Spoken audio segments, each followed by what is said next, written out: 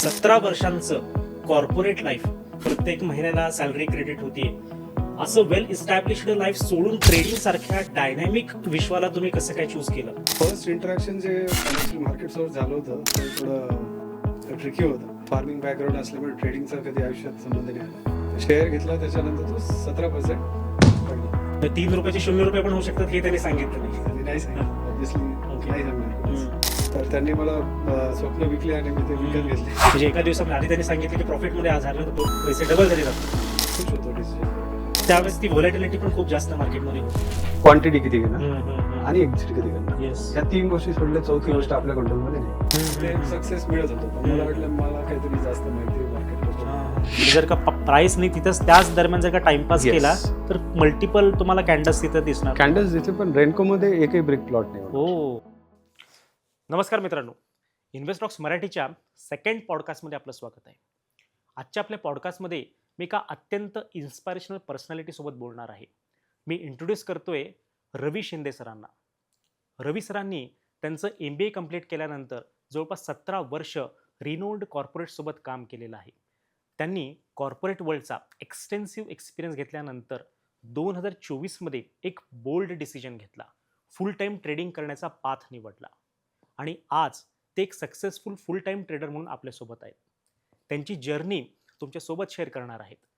Corporate लाईफमधून ट्रेडिंगच्या dynamic वर्ल्डमध्ये transition करणं आणि ते करताना त्यांनी फेस केलेले चॅलेंजेस, लर्निंग्स आपल्यासोबत शेअर करणार आहेत. तर चला तर मग मित्रांनो, एक वार्म वेलकम करूया रवी शिंदे सरांना. नमस्कार रवी सर. नमस्कार, इन्व्हेस्टॉक्स मराठीच्या दुसऱ्या पॉडकास्ट मालिकेमध्ये आपलं स्वागत आहे. धन्यवाद. पहिला प्रश्न तुम्हाला असा मला विचारायचा आहे की 17 वर्षांचं कॉर्पोरेट लाईफ, एकदम वेल इस्टॅब्लिश्ड लाईफ, सगळं वेल सेटल्ड, प्रत्येक महिन्याला सॅलरी क्रेडिट होतीये, असं वेल इस्टॅब्लिश्ड लाईफ सोडून ट्रेडिंग सारख्या डायनॅमिक विश्वाला तुम्ही कसं काय चूज केलं आणि त्यामागचं तुमचं नेमकं काय इन्स्पिरेशन होतं? ओके, सो मी बेसिकली आहे परभणीचा. ओके. माझं फॅमिली बॅकग्राऊंड फार्मिंगचं आहे. वडील ॲग्रिकल्चर युनिव्हर्सिटीमध्ये काम करायचे आणि मोस्टली फार्मिंग बॅकग्राऊंड असल्यामुळे ट्रेडिंगचा कधी आयुष्यात संबंध नाही आला. सो मी माझं स्कूलिंग आणि कॉलेज BSc पर्यंत मी परभणीलाच होतो. त्याच्यानंतर मी पुण्याला वाडिया कॉलेजला MBA केलं बरं. आणि MBA झाल्यानंतर मी FMCG मध्ये बरेच वर्ष होतो.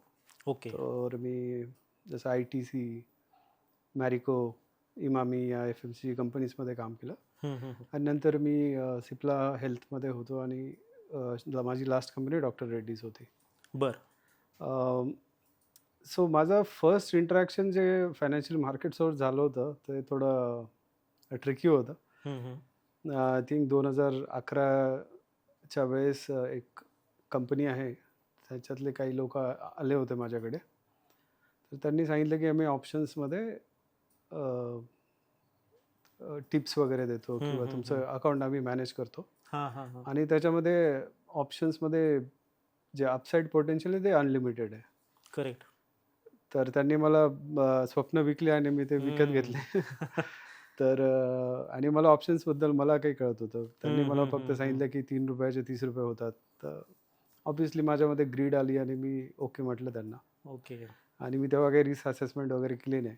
मग 3 रुपयाचे 0 रुपये पण होऊ शकतात हे त्यांनी सांगितलं नाही. त्यांनी नाही सांगितलं, ऑब्व्हियसली Okay. नाही सांगणार कोणीच. तर मग मी त्यांना पैसे दिले. तर मला त्यांचा एक ॲडवायझर कॉन्टॅक्टमध्ये असायचा जो पण होता. तो सांगायचा हा आज हे घेतलं, हे विकलं, एवढं प्रॉफिट झालं, एवढा लॉस झाला. तर त्यांनी एक दिवशी सांगितलं की आपला प्रॉफिट चांगला आहे, जवळपास दुप्पट झालेले आहेत पैसे. तर मी खुश होतो डिसिजनवर माझ्या. आणि नंतर त्यांनी फोन केला, सर मी लंच करायला गेलो होतो, तर माझं लक्ष नव्हतं, तर ते पैसे आपले गेले. अरे अरे, म्हणजे एका दिवसामध्ये आधी त्यांनी सांगितलं की प्रॉफिटमध्ये आज झाले तर पैसे डबल झालेत आपले. Yes, may be expiry day असेल. मला ते काही आयडिया नव्हती तेव्हा. ओके. तर मी त्याला म्हटलं हे काय आहे तुमचं, असं असं बरोबर नाही आहे, क्लायंटसोबत असं कसं वागता. आणि मी बरंच त्यांना म्हटलं तुम्ही खूप अनप्रोफेशनल आहेत. हो. पण नंतर मला कळालं की अनप्रोफेशनल ॲक्च्युली मी आहे. कारण फक्त ग्रीडमुळे आपण रिस्क असेसमेंट मी केली नाही करेक्ट. आणि त्यांना दोष देण्यात काय अर्थ नव्हता. तर तो माझा फर्स्ट इंटरॅक्शन होता फायनान्शियल मार्केट्सचा. मी त्याच्यानंतर कधी ट्रेडिंग नाही केलं. त्याच्यानंतर मी डायरेक्ट 2017ला एकदा आयडियाचा शेअर घेतला.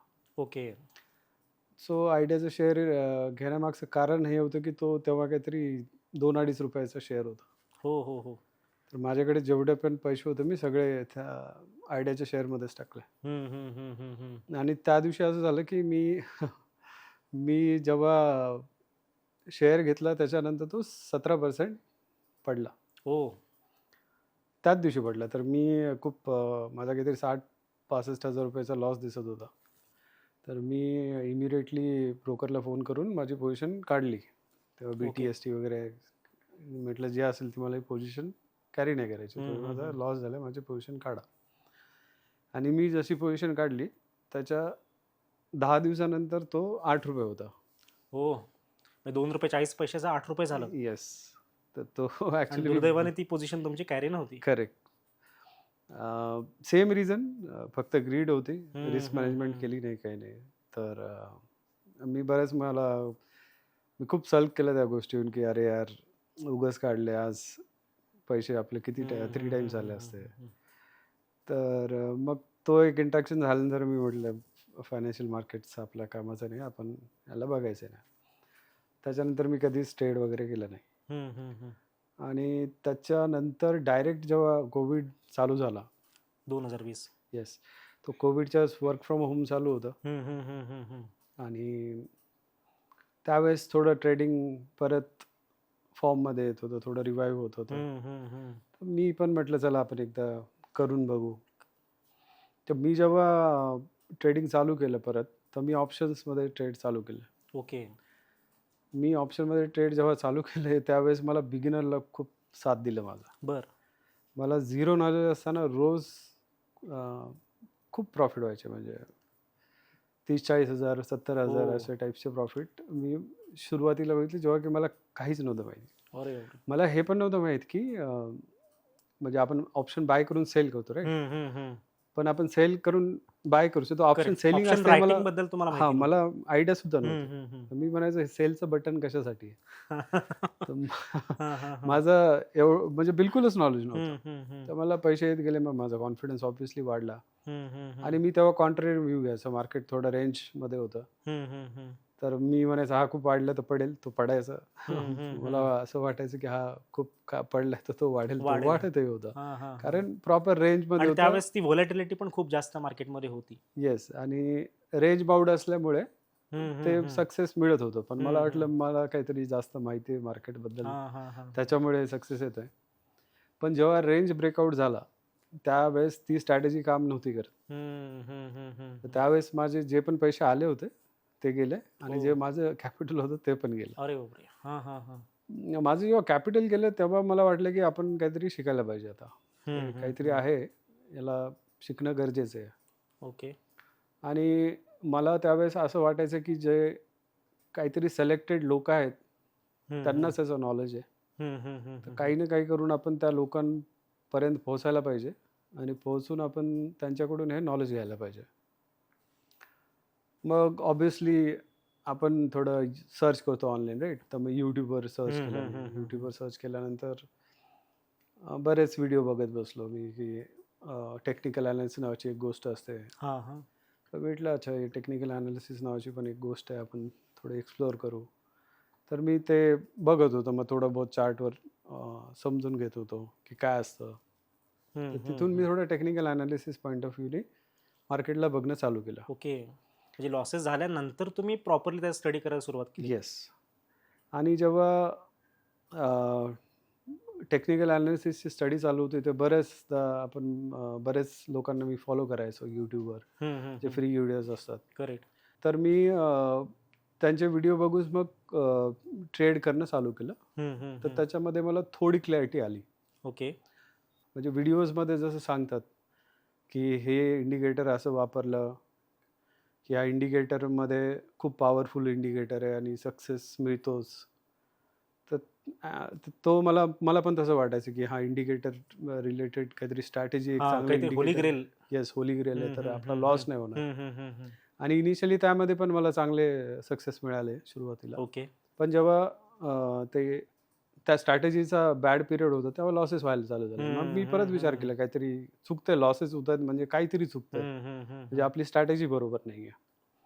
तर मी आणखीन मग दुसरे यूट्यूबर्स बघत बसलो किंवा मी आणखीन ऑनलाईन कोर्सेस बघायचा प्रयत्न केला. त्यामध्ये एक वेळेस मला रेनकोचा चार्ट दिसला. ओके. तर रेनकोचा चार्ट बघितल्यानंतर मी म्हटलं यार हा तर कारण त्याच्यात डायगोनल प्लॉटिंग असते आणि रेड आणि ग्रीन ब्रिक्स असतात. तो दिसताना खूप सिम्पल दिसतो. तो इझी आहे. मार्केट डायरेक्शन समजायला खूप सोपा आहे. तर मला तो खूप आवडला तो चार्ट टाईप. म्हटलं हां, हे बघून आपल्याला ट्रेड करणं थोडं इझी होईल. मग मी जेव्हा रेनकोबद्दल स्टडी केली तेव्हा प्रशांत शहा आपले डिफायनेज एक कंपनी पुण्याची बरोबर. आता सिक्युरिटीज पण आहे त्यांचं. तर त्यांचे बुक्स आहेत रेनकोवर ओके. आणि आय थिंक त्यांचं वर्ल्डमध्ये एकच बुक आहे जे त्यांचं लिहिलेलं आहे आणि बाकी पॉईंट अँड फिगर याच्यावर त्यांची मास्टरी आहे. करेक्ट. तर मी त्यांच्याशी मग मी त्यांचे व्हिडिओज वगैरे मी बघितले आणि त्या व्हिडिओनंतर मला क्लॅरिटी आली की हां पण रेनकोमध्ये थोडं ऑब्जेक्टिव्हली काम होऊ शकतं. ओके. मग ते रेनको बघितल्यानंतर मी थोडं डिफायनेसशी कनेक्ट झालो. त्यांचा ऑनलाईन एक पाठशाळा म्हणून प्रोग्राम असतो, मी तो केला. ओके. आणि तिथे मला मग पॉईंट अँड फिगरचंही नॉलेज आलं, रेनकोचंही नॉलेज आलं, रिलेटिव्ह स्ट्रेंथ पण शिकलो, मार्केट ब्रेथ पण शिकलो ओके. आणि ऑप्शन्सला ऑब्जेक्टिव्हली कसं ट्रेड करायचं ते पण शिकलो. हो. तर तिथे थोडी ऑब्जेक्टिव्हिटीची माझी ओळख झाली. आणि तिथून पुढे मग मी ट्रेड करत गेलो. पण नंतर मला कळालं की एक्झिक्युशन जास्त महत्त्वाचं आहे. हो. तर मग म्हणजे अपार्ट फ्रॉम ॲनालिसिस एक्झिक्युशन हे जास्त इम्पॉर्टंट आहे. करेक्ट. ओके. मग मी एक्झिक्युशनच्या पॉईंट ऑफ व्ह्यूनी बरेच पुढे स्टेप्स घेतल्या आणि जेव्हा मला कळालं की माझं एक्झिक्युशन इम्प्रूव्ह झालंय त्यावेळेस मी डिसिजन घेतलं की आपण याला एक as a full time career बघू. करेक्ट. कारण माझं असं स्वतःचं थॉट आहे की जिथे स्केलेबिलिटी असते तिथे तुम्ही काम करायला पाहिजे. आता माझ्या जॉबमध्ये स्केलेबिलिटी एक लिमिटेड आहे. म्हणजे मी जो जॉब करायचं त्यामध्ये एक लिमिटेड स्केलेबिलिटी होती. करेक्ट. आणि त्याला एक म्हणजे तुम्हाला रिटायर पण व्हायचं एक सर्टन एजला, राईट? 60ला तुम्हाला रिटायर व्हावं लागेल. तर मला असं बघायचं होतं की जे मी लाईफ लॉंग करू शकतो आणि जे मला आवडतं. तर चार्ट्स वगैरे मी बघून मला खूप आवडतं की चार्ट बघणे, रीड करणे. आणि मी बरेच वर्ष कॉर्पोरेटमध्ये काम केल्यामुळे मला थोडं ॲनालिसिसची सवय होती, डेटा ॲनालिसिस. करेक्ट. तर चार्ट ॲनालिसिस करणे मला थोडं सोपं गेलं. ओके. म्हणजे ॲनालिटिकल माइंड असल्या कारणाने तुम्ही जास्त या फील्डकडे अट्रॅक्ट झालात. येस. आणि जेव्हा मला स्केलेबिलिटीचा माझा क्रायटेरिया जो होता स्केलेबिलिटीचा तो इथे मला फुलफिल होताना दिसला आणि हे मी लाईफ लॉंग करू शकतो म्हणून मी इकडे यायचं डिसिजन घेतलं.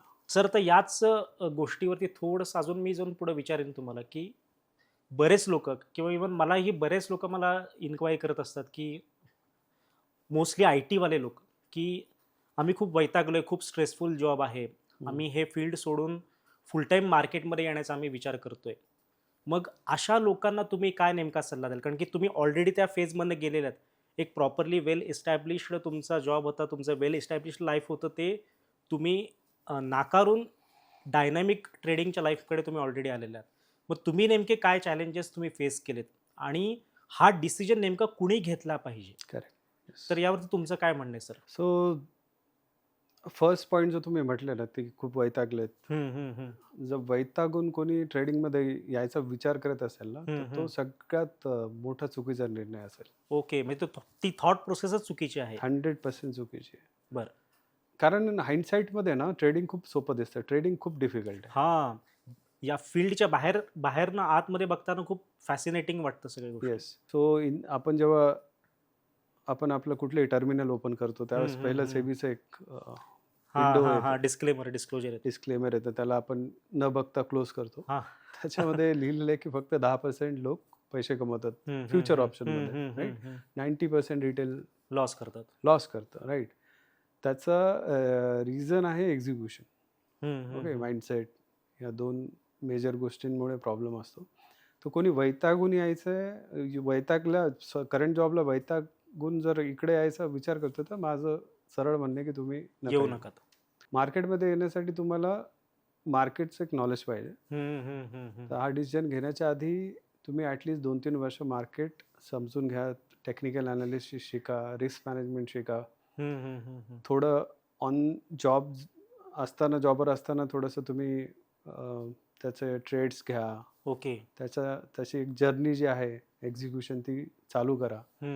त्या जर्नीमध्ये तुम्हाला जेव्हा दिसेल की हां, मला प्रॉब्लेम्स येत आहेत आणि मी हळूहळू ते प्रॉब्लेम सॉल्व्ह करतोय आणि तो जेव्हा एक लेवलचा कम्फर्ट आला की हां, ठीक आहे, आता मला एक्झिक्युशनचे इश्यूज नाही आहेत, त्या दिवशी तुम्ही डिसिजन घेऊ शकता. पण त्याच्यासाठी एक फायनान्शियल प्लॅनिंग खूप गरजेचं आवश्यक आहे. म्हणजे सडनली उठून मी जॉबला वैतागलोय, तर मला जॉब करायचा नाहीये आणि मी आता फुल टाइम ट्रेडिंगच करतो, असं का कोणी निर्णय घेत असेल किंवा विचार करत असेल तर ती 100% चुकीचीच माइंडसेट आहे असं आपण म्हणू शकतो. 100%. ओके. सो फायनान्शियल प्लॅनिंगमध्ये पण कसं आहे की फॉर एक्झाम्पल तुमचे एक्सपेन्सेस आहेत, जे मंथली एक्सपेन्सेस फॉर एक्झाम्पल 1,00,000 आहेत, तर ॲटलिस्ट तुमच्याकडे 3 वर्षाचा पैसा पाहिजे. हो, म्हणजे बॅकअप फंड तुमच्याकडे सफिशियंट पाहिजे. करेक्ट. तरच तुम्ही हा डिसिजन घेऊ शकता. राईट. सो बेसिकली 30 ते 40 लाख रुपये तुमच्याकडे सेपरेट पाहिजेत, मिनिमम पाहिजेत. ज्याच्यामुळे तुमच्यावर परफॉर्मन्सचं प्रेशर नसणार, राईट. नाही तर परफॉर्मन्सचं प्रेशर असेल तर मग एरर खूप होतात. करेक्ट. तर first thing is 3 years of what ever expenses you have, तेवढं कॅपिटल तुम्हाला सेपरेट काढावं लागेल, ज्याला तुम्ही टच नाही करणार. त्याच्यानंतर तुमचं जे कॅपिटल आहे त्या बेसवर तुम्ही ट्रेड करा. फॉर एक्झाम्पल तुमचं ट्रेडिंग कॅपिटल इनिशियली 20 लाख आहे, तर जेव्हा तुमच्याकडे 50 लाख रुपये असतील without any loans, EMIs, everything, तुमचे स्वतःचे पैसे फंड तेवढा कॉर्पस असेल तुमच्याकडे, तर तुम्ही देन तो निर्णय घेऊ शकता. तेव्हाच तुम्ही हा डिसिजन घ्या.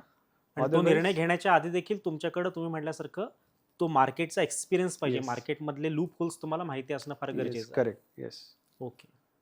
आणि हे जर दोन्हीपैकी एक जरी नसेल तर डिसिजन घेण्यात काही सेन्स नाही. अदरवाईज इथे बॅकफायर होण्याचे चान्सेस जास्त आहेत. ओके. ॲक्च्युली ट्रेडिंग लोकांना इझी वाटतं, पण माझ्या हिशोबाने वर्ल्डच्या टॉप 10 डिफिकल्ट जॉब्समध्ये एक ट्रेडिंग आहे. ट्रेडिंग डेफिनेटली आहे. करेक्ट. मार्केटमध्ये एंटर होणं हे सोपं आहे, पण मार्केटमध्ये टिकून राहणं हे खूप डिफिकल्ट आहे. येस. त्याचं रिझन आहे मार्केटचं पोटेन्शियल. पण आपला ब्रेन जो आहे तो फक्त पॉझिटिव्ह गोष्टी बघतो, राईट. पण जे चॅलेंजेस आहेत ते आपण यायच्या आधी नाही बघत. करेक्ट. राईट. रिस्क मॅनेजमेंट सगळ्यात मोठं चॅलेंज ते आहे, राईट. सायकोलॉजी खूप मोठं चॅलेंज आहे. आजकाल आपल्याकडे एवढं सोशल मीडिया आहे, न्यूज आहेत, राईट. इन्फॉर्मेशनचा ॲक्सेस खूप फास्ट आहे, तर नॉईज आहे तो खूप मोठा. येस. त्या नॉईजमुळे मग आपण ट्रेडमध्ये आपली सिस्टम ब्रेक करून एंट्री एक्झिट करतो, तो पण खूप मोठा प्रॉब्लेम आहे. तर ट्रेडिंग कोणी जर म्हणत असेल की खूप इझी आहे तर ते कम्प्लिटली रॉंग आहे. खूप टफ आहे. तर तुम्ही जर त्या पॉईंट ऑफ व्ह्यूनी येऊन चालू करणार असाल की हे खूप टफ आहे, हे इझी नाही आहे, तर तुम्हाला मे बी एक सर्टन पिरियड नंतर एक्झिक्युशन वगैरे केल्यानंतर कम्फर्ट येईल की हां, ठीक आहे, चला आपण करू शकतो. ओके. पण otherwise it's a very tough job.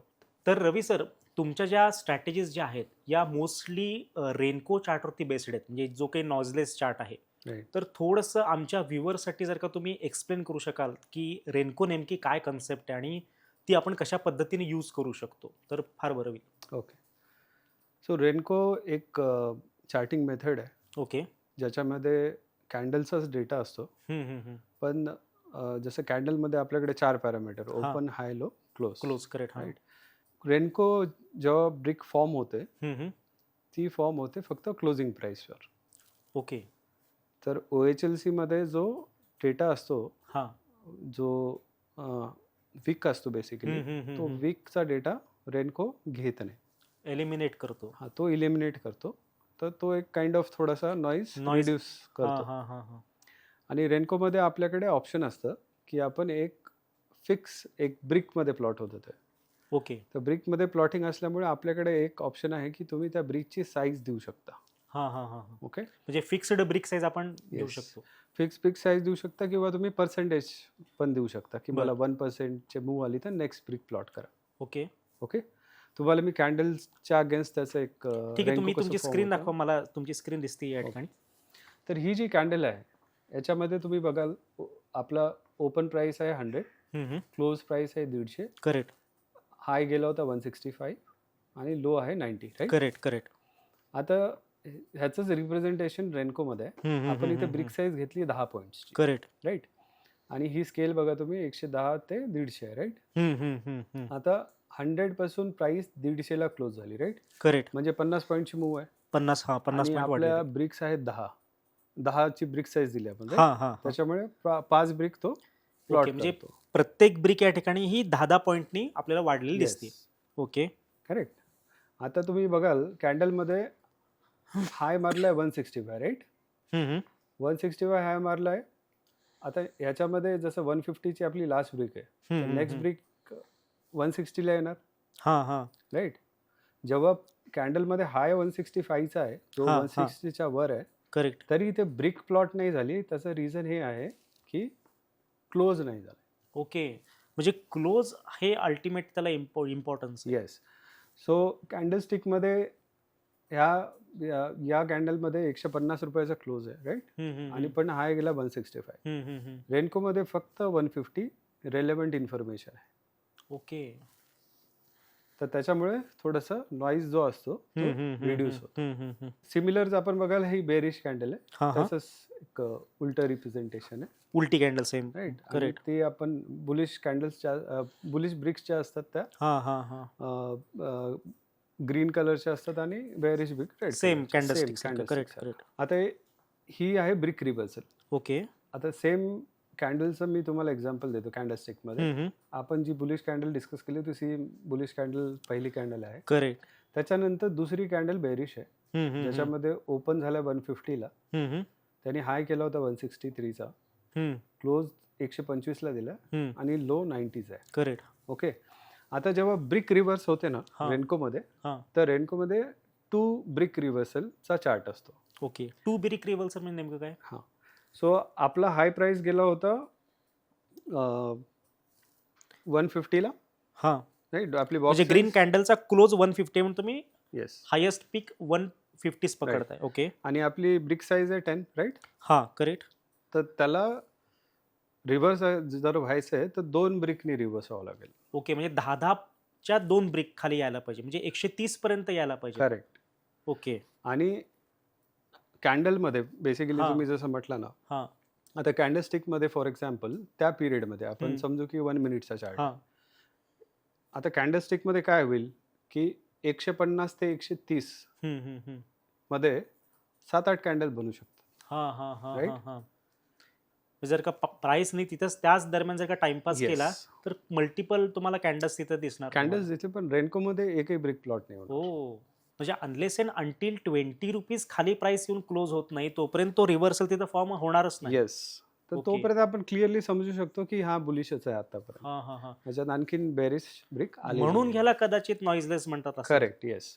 तो बेसिकली विचची इन्फॉर्मेशन पण गेली आणि ह्या प्राइस मध्ये जे 2 ब्रिक रिव्हर्सल आपण म्हणतो की एक बुलिश टू बेरिश टर्न होण्यासाठी 2 ब्रिक तरी ऍटलीस्ट त्याला खाली यावं लागेल.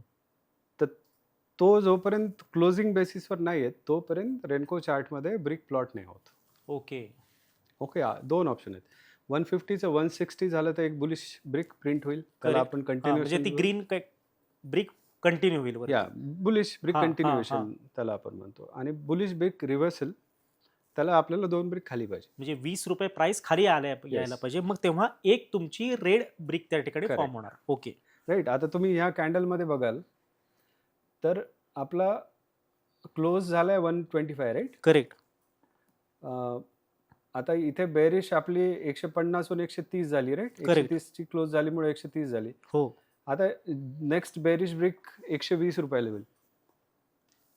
ओके, म्हणजे याच्यानंतरच्या आपल्या प्रत्येक ठिकाणी 10 10 पॉईंटनी रेड Continuous. ब्रिक्स फॉर्म होणार. सेम कंटिन्युएशन साठी आलं 10 ब्रिक लक्षात. ओके, आणि फक्त reversal- रिव्हर्सल साठी मात्र 2 ब्रिक डाऊन व्हायला पाहिजे. Okay, down understood. किंवा अप, म्हणजे येस येस येस. जसं पण वाईस वर्सा. Reversal. Yes, understood. Colour change व्हायचं तर 2 ब्रिक, हां हां हां. राईट, किंवा सेम कलर मध्येच असेल तर 1 ब्रिक कंटिन्युएशन. Okay okay. आता यामध्ये तुम्ही बघा, आपली प्राइस 125 गेली, लो 90चा मारलाय, हम्म, हम्म, हम्म. राईट. पण ती इन्फॉर्मेशन आपल्याला क्लोजिंग बेसिसवरच रेनकोवर पाहिजे, ओ, राईट. म्हणजे हा कम्प्लीट नॉईज 125 पासून ते 90 पर्यंतचा जो कम्प्लीट नॉईज आहे तो या ठिकाणी अवॉइड केलेला आहे. येस, कारण की इथे 125 ला क्लोज झालेला आहे. राईट, त्यामुळे इथे फक्त एक सिंगल रिव्हर्सल फक्त मिळालेला आहे. करेक्ट, येस, म्हणजे जी काही व्होलॅटिलिटी आहे ही कम्प्लिटली या ठिकाणी रेनको मध्ये येस, अवॉइड करण्यात आलेली आहे. Correct. Okay okay, that's good. Similar आपण जे 2 ब्रिक रिव्हर्सल बघितलं, बुलिश ब्रिक रिव्हर्सल. येस. आता याच्यामध्ये कम्पॅरिझन आहे कॅन्डलस्टिक वर्सेस रेनको.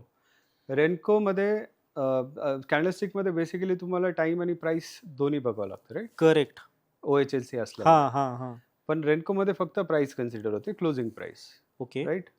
टाइम डिपेंडन्सी 100% आहे कॅन्डलस्टिकमध्ये. रेनकोमध्ये टाइम डिपेंडन्सी नाही आहे. ओके, हा हा हा. म्हणजे किती का वेळ लागेल, हां, प्राइस तेवढी मूव्ह झाली तरच ती ब्रिक त्या ठिकाणी करेक्ट, फॉर्म होणार. Yes yes. बाकी कॅन्डलस्टिकमध्ये थोडा नॉईज हाय लेवलला असतो आणि रेनकोमध्ये नॉईज रिड्यूस होतो. लो.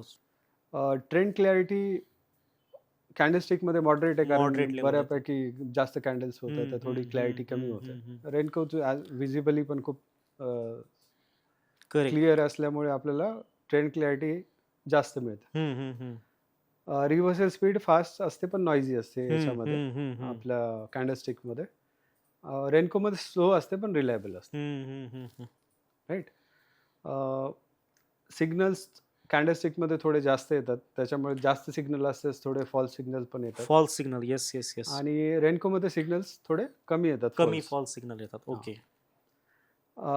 इंडिकेटर थोडे कॅन्डलस्टिकचा डेटा जास्त असल्यामुळे हा, थोडे हा, हा. सेन्सिटिव्ह असतात. ओके आणि रेनकोमध्ये तेच इंडिकेटर थोडे स्मूथ असतात. ओके, म्हणजे आता- रेनकोच्या बेसिसवरचे जे इंडिकेटर्स असतात ते खूप चांगल्या पद्धतीनं काम Yes. करतात असं तुमचं ऑब्झर्वेशन आहे. काम करणं तर वेगळा पॉईंट हा, हा, आहे, हा. ते आपण पुढे हा, डिस्कस करू. ठीक आहे ठीक आहे. ओके. पण ऍटलीस्ट विजिबिलिटी पॉईंट ऑफ हा व्ह्यू हा, ते किंवा स्मूथ आपल्याला दिसतं. अनालिसिस पॉईंट ऑफ हा, व्ह्यू स्मूथ दिसतं. ओके असतं. ओके. आणि एक जो रेनकोचा खूप मोठा ॲडव्हान्टेज आहे तो आहे सायकोलॉजी. रेनकोमध्ये रूल बेस्ड सिस्टम्स आपण खूप चांगल्या पद्धतीने बनवू शकतो. ओके. कॅन्डलस्टिकमध्ये पण बनवू शकतो. कॅन्डलस्टिक पण वाईडली युज्ड आहे. म्हणजे मी हे नाही म्हणत की कॅन्डलस्टिक पेक्षा रेनको खूप चांगलं आहे. प्रत्येक चार्टिंग मेथडच्या प्रत्येकाची आपापली एक प्रॉपर्टीज पद्धत असते. प्रॉपर्टीज आहेत त्या वेगवेगळ्या ठिकाणी वेगवेगळ्या ठिकाणी यूज होतात, राईट. तसं रेनको मला कम्फर्टेबल आहे. करेक्ट. तर रेनकोमध्ये आपल्याला रूल बनवणं खूप इझी होतं. ओके. आपल्या रूल बेस्ड म्हणजे systems rule based systems design करायला रेनको इझी. चार्ट इझी आहे. Okay Yes. Okay, understood. Sir, मग आता याच रेनको सिस्टीमवरती आपण एखादी कुठली एक सिम्पलेस्ट स्ट्रॅटेजी शेअर करू शकाल काय, की जेणेकरून आमच्या व्ह्युअर्सना एकदम प्रॅक्टिकली ती गोष्ट रिलेट होईल आणि त्यांच्या डे टू डे ट्रेडिंग ॲक्टिव्हिटीजमध्ये ती गोष्ट यूज करू शकतील, अशी कुठली एक सिस्टीम तुम्ही देऊ शकलात तर खूप आनंद होईल आम्हाला. ओके. सो एक ऑप्शन सेलिंगची सिस्टम आहे, ती मी एकदा तुम्हाला दाखवतो. ऑप्शन सेलिंग्सची. येस. ओके. सो ही इंट्राडे सिस्टम आहे, रेनकोवरच बेस्ड आहे आणि याचे रूल्स क्लिअर आहेत. ओके. एंट्री रूल्स क्लिअर आहे, एक्झिट रूल क्लिअर आहे, स्टॉप लॉस क्लिअर आहे, बरं. आणि प्रॉफिट बुकिंगचा एरिया पण क्लिअर आहे. ओके. ऑप्शन सेलिंग म्हणजे इंडेक्स ऑप्शन सेलिंग का स्टॉकमध्ये कसं? इंडेक्स ऑप्शन्स आहे. Index option so selling. Basically निफ्टीमध्ये लिक्विडिटीचा इश्यू नाही. ओके, म्हणजे निफ्टी सेलिंग इंट्राडे स्ट्रॅटेजी आहे रेनको बेस्ड. सो हे जे मी सॉफ्टवेअर वापरतो हे ट्रेड पॉईंट आहे, Okay. डिफायनेसचं आहे. त्याच्यामध्ये जसं इथे चार्ट्समध्ये आपण रेनको चार्ट ओपन करायचा आहे ओके. आणि इथे मी आजचं ऑप्शन घेतोय आणि इथे हे ऑप्शन आहेत close only, high and low and indicator आहे. इथे क्लोज ओनली ठेवायचं आहे. बरं. आणि इथे ब्रिक साईजमध्ये 3% घ्यायचं. आपण ह्याच्यावर नंतर कधी डिस्कस करू. आपण जसं बरं. ब्रिक साईज आपण फिक्स हां, दिली होती हां, ना हां. 10 पॉईंट्स, हां हां. तर इथे आपण 3% घेतो. Okay. 3% म्हणजे थोडी हायर इंट्राडेसाठी फेवरेबल आहे. ओके. आणि सेलिंगसाठी पण प्रत्येक favorable आहे. 3%च्या मुवमेंटला Correct. एक ब्रेक आपली फॉर्म Yes, होणार आहे. yes. ठीक अंडरस्टूड. सो जो पण क्लोज प्राइस आहे त्याच्यावर 3% जर प्राइस आली त्याच्या डायरेक्शनमध्ये 3% येईल तर नेक्स्ट ब्रिक प्लॉट होईल प्रिव्हियस ब्रिकच्या 3% मूवला फ्रेश Yes. ब्रिक फॉर्म होणार. ओके. आणि रिव्हर्ससाठी 6%. 6%. Yes correct. Yes.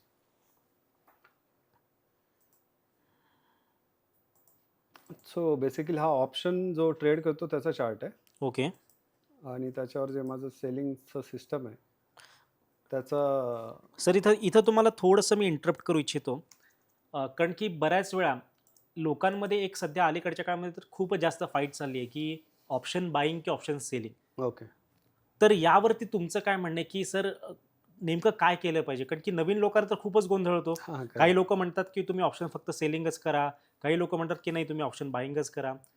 तर यावरती थोडंसं जर का सांगितलं तर बरं होईल स्ट्रॅटेजी सांगण्याच्या आधी. ओके सो ऑप्शन बाईंग आणि सेलिंग हे एकच टाईपचा बिझनेस आहे राईट.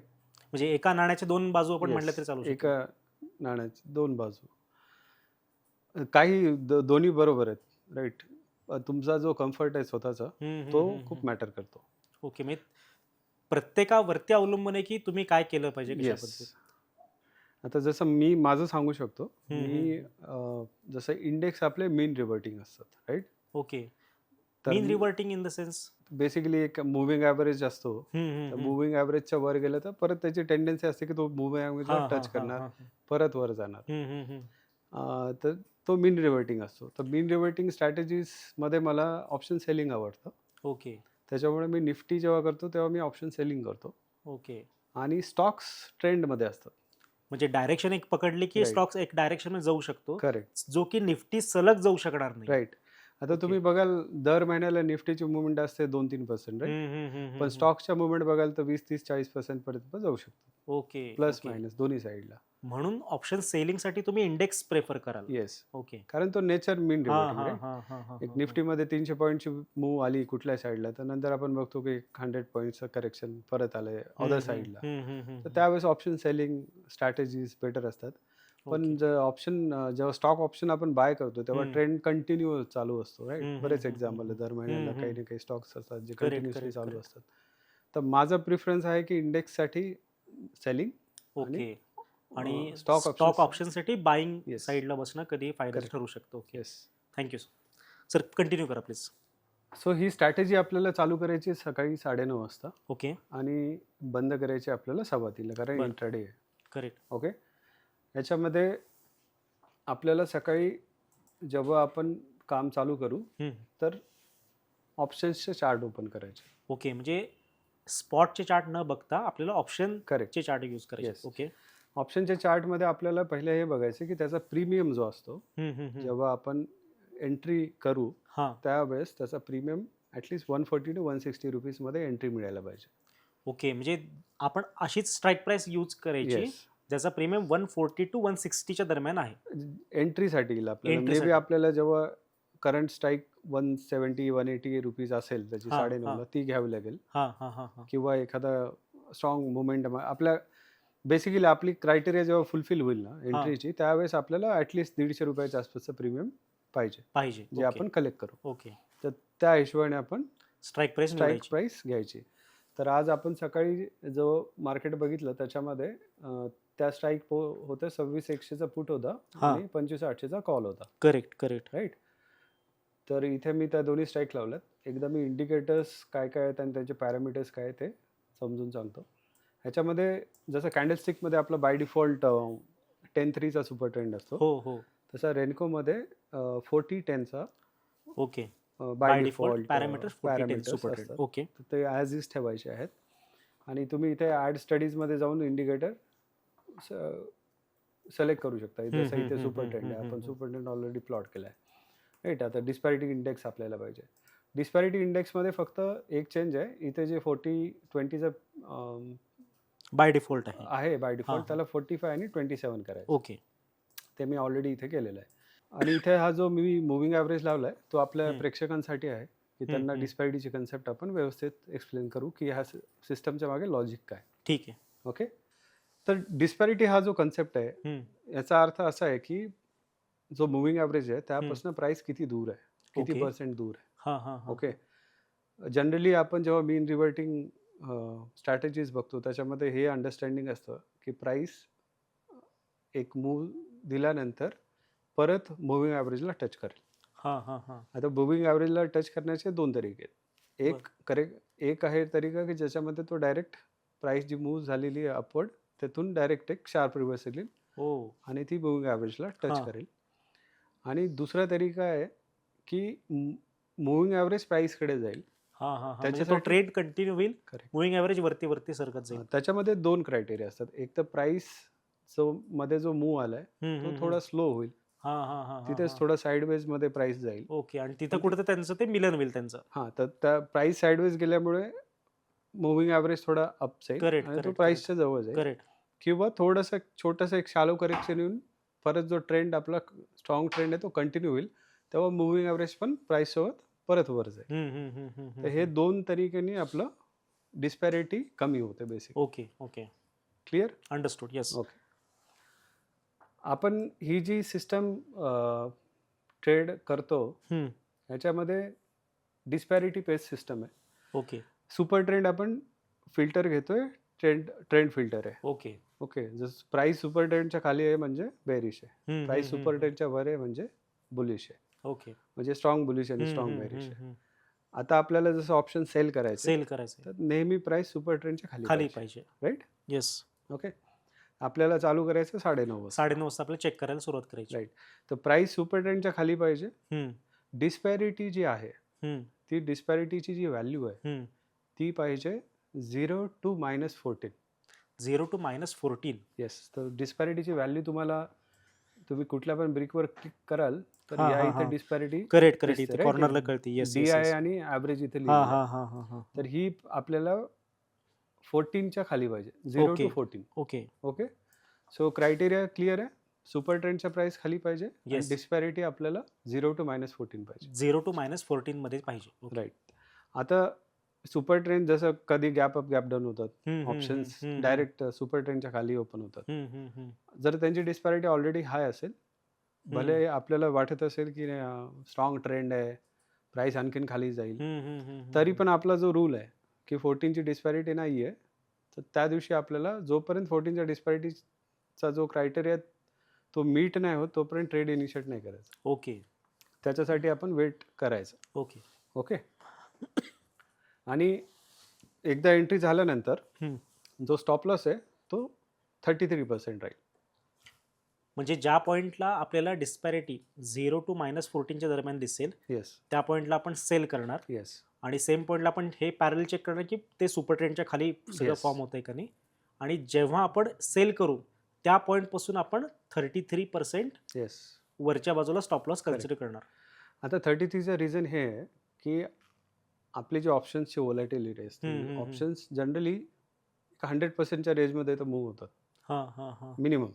आणि ज्या दिवशी खूप चांगला ट्रेंड असतो त्या दिवशी तर तो हो 200% 300% हो. कुठपर्यंत पण मूव्ह होऊ शकतो. करेक्ट. राईट. जनरली तुम्ही जेव्हा रिव्हर्सल बघाल एक 24 ते 27%चे मुवमेंट जनरली दिसते तुम्हाला ऑप्शनमध्ये. ओके म्हणजे तेवढे व्होलॅटाईल असतात. म्हणजे during the day. Yes. Okay. During the day simply म्हणजे एकदम नॉर्मल जे मुवमेंट आहेत हां हां ते 24 ते 30 मध्ये असतात. जनरली 27%च्या आसपास मूव्ह होतातच. तर आपण जर स्टॉप लॉस थोडा छोटा घेतला, जसं ते 33% कोणी म्हणू शकतं की सर स्टॉप लॉस खूप मोठा आहे. आपण ऑप्शन सेलिंग करतोय राईट. आणि स्टॉप लॉस छोटा मोठा पर्सनल चॉईस आहे. आणि ज्याला स्टॉप लॉस मोठा वाटतो त्याने स्ट्रॅटेजी आपल्या स्टॉप लॉसच्या हिशोबानेच करायला पाहिजे आणि नाही करायला पाहिजे. राईट. तर स्टॉप लॉस पर्सनल आहे. पण ॲज पर जो डेटा आहे जो मी स्टडी केला आहे त्याच्यामध्ये हे आहे की तुम्हाला जी व्होलॅटिलिटी आहे त्याच्यावर थोडासा ठेवावं लागेल तर तुम्ही ट्रेडमध्ये राहाल. ओके. किंवा जर तुम्ही छोटे स्टॉप लॉस घेतले ना, बेसिकली कसं असतं आपलं एक सक्सेस रेशो असतो आणि रिस्क रिवॉर्ड असतो. राईट. आता तुम्ही स्टॉप लॉस छोटा ठेवला बेसिकली, स्टॉप लॉस तुम्ही छोटा ठेवला तर तुमचे नंबर ऑफ ट्रेड्स वाढतील. करेक्ट. करेक्ट. आता तुम्ही 24%ची तुमची रेंज आहे की नॉर्मल मूव्ह होते. 24%ची मूव्ह तर अशीच होते ऑप्शन्समध्ये. आता त्याच्यामध्ये जर तुम्ही 10%चा स्टॉप लॉस ठेवला तर तुमचे stop loss frequently multiple hit होणार. Right. Which is not wrong. तुम्ही ते आपण स्ट्रॅटेजी करू शकता. पण मग त्यासाठी तुम्हाला रेडी व्हावं लागेल की मला मल्टिपल ट्रेड ठेवावं लागतील, राईट? मग तुमच्या बाकीच्या कॉस्ट वगैरे पण वाढतात, करेक्ट त्याचे करेक्ट इम्प्लिकेशन्स पण आहेत. तर सेलिंगमध्ये मला मल्टिपल ट्रेड्स नको आहे, मला हम्म. दिवसातले 2 ते 3 ट्रेड हवेत. त्याच्यासाठी मी 33%चा स्टॉप लॉस घेतो, ओके राईट? सो आपण ₹150 सेल केलं तर आपला जो स्टॉप लॉस असतो तो ₹200 असतो, ओके बेसिकली म्हणजे साधारणपणे 50. 50 एक पॉईंटचा राईट. स्टॉप लॉस असणार. 50 पॉईंटचा stop loss is as good as like ₹3,700-4,000 per lot. Correct Nifty correct 75चा लॉट आहे. तर तेवढं आपलं पर लॉट रिस्क असते. ओके ओके, सो रिस्क आपली डिफाईन झाली. येस. आता याच्यामध्ये आपला स्टॉप लॉसही डिफाईन झाला. आता जेव्हा आपण एंट्री घेतली त्याच्यानंतर 2 रिझल्ट पॉसिबल आहेत. एक तर इमिडिएटली आपला स्टॉप लॉस जाऊ शकतो किंवा आपल्याला आपल्या फेवरमध्ये मूव्ह होऊ शकतो, मूव्ह येऊ right? शकते. करेक्ट. आपल्या फेवरमध्ये जेव्हा मूव्ह येते तर आपल्याला ह्याच्यामध्ये जशी एक ब्रिक आली आपल्या फेवरमध्ये, 3% आपल्या फेवरमध्ये जशी मूव्ह आली तसं आपलं ट्रेलिंग स्टॉप लॉस पण आपल्याला कमी कमी करत जायचं, ओके. से फॉर एक्झाम्पल 150ला मी सेल केला राईट? आणि माझ्या फेवरमध्ये मूव्ह यायला लागली 130 120 वगैरे प्राइस जर का झाली येस, तर त्या केसमध्ये आपण स्टॉप लॉस देखील Correct. चेंज करणार. तो- मग त्याचा नेमका काय क्रायटेरिया आहे? तो 33%नी स्टेल करायचा आपल्याला. ओके म्हणजे 33.33%ची खालच्या साईडला मुवमेंट आली तर मग माझा स्टॉप लॉस 33% डाऊनवरती येणार. नाही तसं नाही, जसं आपण आता ₹150 स्टॉप लॉस आपण हम्म. 150ला एंट्री घेतली right? सेल केलेला आहे. आणि आपला स्टॉप लॉस 33%च्या हिशोबाने ₹200. हां करेक्ट. आता फॉर एक्झाम्पल 3% म्हणजे 4-5 रुपये, ₹5ची मूव्ह, राईट? तर ₹5 आपल्या 2 किंवा ₹10 आपल्या फेवरमध्ये आले. 140 150 आपण सेल केलं, 140ची प्राइस आली. हां तर ₹10चा जो आपल्याला इकडे गेन आलाय ओके. तो आपण तिकडे स्टॉप ओके लॉस म्हणजे मध्ये reduce करणार. ₹200 जो इनिशियल माझा स्टॉप Yes. लॉस आहे तो 190 वरती आणणार. Correct. अशा पद्धतीनं Yes. ट्रेल करत राहणे. ओके. अशा पद्धतीने आपल्याला ट्रेल करत राहायचं. बरं. ओके, आता याच्यामध्ये जेव्हा डिस्पॅरिटी हम्म, इंडेक्स हम्म. जी व्हॅल्यू आहे DI ची, हां ही जेव्हा तुम्हाला 30+ दिसेल, 30 plus yes, -30 -30 plus. Okay -30. Okay. -30च्या खाली जेव्हा दिसेल, हम्म, तर ती रेंज जनरली -30 टू -40-45 पर्यंत जाते मॅक्स. बर.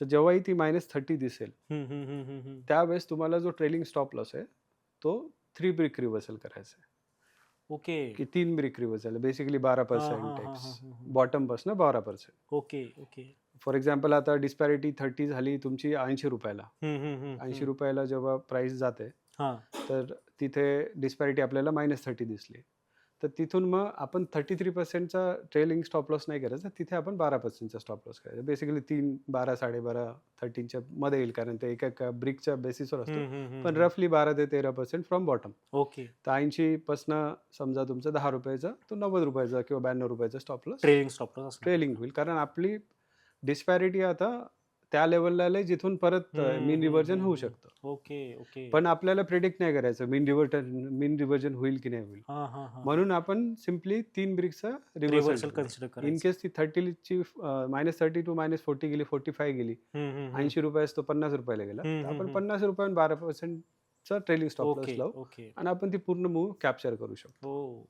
ग्रेट. आणि या दोन्हीपैकी काही नाही झाले, स्टॉप लॉस नाही लागला, डिस्पॅरिटी पण नाही आली, थोडा प्रॉफिट आहे किंवा थोडा लॉस आहे किंवा ब्रेक इव्हन आहे, तर 3.25ला आपलं ट्रेड ओके एक्झिट करायचं आहे. Okay sir. Okay understood. Okay, तर मी तुम्हाला आजचं एक्झाम्पल सांगतो. सर आजचं जे सकाळचं मार्केट होतं त्या बेसिसवर मी हे 2 ऑप्शन्सचा चार्ट लावला होता. कॉल होता 25,800चा आणि पुट होतं 26,100चा. ह्याच्यामध्ये आपल्याला जो टाइम फ्रेम सिलेक्ट करायचा आहे, हां इथे टाइम फ्रेम आहेत रेनकोचे, तो 1 मिनिट सिलेक्ट करायचा आहे. ओके. म्हणजे प्रत्येक 1 मिनिटला चेक होणार की प्राइस तेवढी पर्सेंट मूव्ह झालेली आहे का Correct. नाही, त्यानुसार. क्लोजिंग प्राइस, हां बेसिकली closing price. कॅन्डल जी क्लोज होईल ना 1 मिनिटला, हां. कॅन्डलची जी क्लोजिंग प्राइस आहे त्याचाच रेनकोचा चार्ट प्लॉट होईल 1 मिनिटच्या कॅन्डलचा ओके. Closing basis. पण त्या 1 मिनिटमध्ये जर का तेवढं 3% जर का प्राइस मूव्ह झालेली Yes. असेल तरच तो एक ब्रिक फॉर्म होणार. करेक्ट. इनफॅक्ट जेव्हा समजा एखादी कॅन्डल 9%ची झाली तर इथे 3 ब्रिक प्लॉट होतात, ओके कारण ओके. कंटिन्युएशन आहे, राईट? करेक्ट. तर तो 1 मिनिटानंतर 3 ब्रिक प्लॉट करेल. हां अंडरस्टूड. ओके, सो 1 मिनिटचा चार्ट आहे. आता जेव्हा सकाळी मार्केट चालू झालं तर बेरिश होतं, राईट? आणि आपलं 9:30 वाजता आपण एकदा प्राइसेस बघू.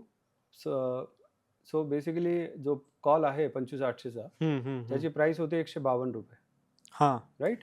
आणि तो सुपर ट्रेंडच्या खाली होता, हो, डिस्पॅरिटी खूप हाय होती मात्र पण सर डिस्पॅरिटी 29 होती. -29 आहे म्हणजे Right? आपल्या -20. रूलमध्ये बसत नाहीये. आपल्या रूलमध्ये बसत नाही, म्हणून हा ट्रेड आपला घ्यायचं वेटवाला नाहीये, ट्रेड होता, घ्यायचं नाही. करेक्ट. की आपण वेट करू, की जोपर्यंत आपल्या फेवरमध्ये आपल्या ॲज पर रूल्स नाही बसत, सुपर ट्रेंडच्या खाली जरी असेल तर दुसरा क्रायटेरिया जो आहे आपला डिस्पॅरिटीचा, तो मॅच नाही होत, तर तोपर्यंत आपल्याला वेट करायचा, करेक्ट. राईट? तो वेट केल्यामुळे आपल्याला हा ट्रेड मिळालाच नाही, कारण डिस्पॅरिटी परत कधी खाली आलेलीच नाही, राईट? तुम्ही बघू शकता म्हणजे या डिस्पॅरिटी इंडेक्सवरती जे रेड लाईनचं जे ॲव्हरेज आहे त्याच्या खाली प्राइस येणं गरजेचं आहे. येस, त्याच्या खाली प्राइस येणं गरजेचं ओके. आहे. तर हा जो मुव्हिंग ॲव्हरेज आहे त्याच्या खाली आपली प्राइस नाही. सो आपल्या स्ट्रॅटेजीमधला एक महत्त्वाचा रूल तो पण आहे, की सुपर ट्रेंडच्या खाली प्राइस पाहिजे, डिस्पॅरिटी 0 आणि -14च्या मध्ये पाहिजे, आणि हा जो ॲव्हरेज दिसतो डिस्पॅरिटीचा ॲव्हरेज, ही जी व्हॅल्यू दिसते DI आणि ॲव्हरेज, सो प्राइस ॲव्हरेजच्या खाली पाहिजे. जसे इथे बघाल ही लाईन दिसते तुम्हाला, त्या लाईनच्या खाली आहे, राईट, डिस्पॅरिटी. येस, याचा अर्थ सिम्पली हा आहे की मोमेंटम आहे, मोमेंटम आहे. की बेरिश मोमेंटम कंटिन्यू होतं Yes, जेव्हा yes. ॲव्हरेजच्या खाली डिस्पॅरिटी, राईट? तर Yes. तिथून आपले चान्सेस वाढतात. म्हणजे जरी आपण या ठिकाणी इंडेक्स ऑप्शन सेलिंग करत असू तरी देखील आपल्याला बेरिश साईडचा मोमेंटम हवाच आहे. Yes in yes short yes. Okay, intraday मध्ये आपल्याला मोमेंटम पाहिजे. मोमेंटम पाहिजे. फक्त आपण जेव्हा 0 DT करतो किंवा म्हणजे बेसिकली 0 DT जेव्हा असतं तेव्हाच तुम्हाला थिटाचा जास्त बेनिफिट मिळतो. ते फक्त एक्सपायरीच्या दिवशी जास्त हा, करून एक्सपायरीला मिळतो, पण नॉर्मली आपल्याला बाकी डेजसाठी Regular मोमेंटम, trading सेलिंगसाठी पण मोमेंटम पाहिजे, तेव्हाच आपण चांगलं प्रॉफिट बनवू शकतो. तर इथे आपल्या 2 क्रायटेरिया मॅच नव्हते. ते डिस्पॅरिटी खूप हाय होती, त्याच्यामुळे आपण इथला हा ट्रेड इनिशिएट नाही करू शकतो, Correct. राईट? सो आपल्याला कॉल साईडला ट्रेड नाही मिळाला, हां पण जर तुम्ही पुट चार्ट बघाल, पुट चार्टला आपल्याला 10:30 वाजता सुपर ट्रेंडच्या खाली आलाय, त्याची प्राइस आहे 147. हां हां हां हां हां ओके. आणि तिथे आपला जो डिस्पॅरिटीचा रूल आहे तो इथे आपला क्वालिफाय झालाय. जसा हा तुम्ही बघाल 10:48 डिस्पॅरिटी आपली -4.95 आहे हां हां हां आणि ॲव्हरेजच्या खाली आहे. डिस्पॅरिटी कंपल्सरी मायनसमध्येच असायला हवी आहे. 0 to -14. ओके 0 असेल तरी चालेल, डिस्पॅरिटी प्लस साईडला नकोय वरच्या बाजूला. प्लस साईडला नाही, ओके ओके आणि ॲव्हरेजच्या खाली पाहिजे. अंडरस्टूड. तर 10:48 आपल्याला हा ट्रेड मिळतो, ज्याच्यामध्ये आपली एंट्री होते 143 रुपीजला low price, correct correct. Right? आणि याच्यानंतर जो आपला ट्रेलिंग स्टॉप लॉस आहे 33%चा, तो आज आपला ट्रेलिंग स्टॉप लॉस नाही लागला, आणि जी डिस्पॅरिटी हाय गेली होती आपली, डिस्पॅरिटी ती -17 गेली. तर या Okay. केसमध्ये आपलं जे प्रॉफिट बुकिंगचं टार्गेट आहे 30च्या खाली जायला पाहिजे डिस्पॅरिटी, ते पण नाही आलं.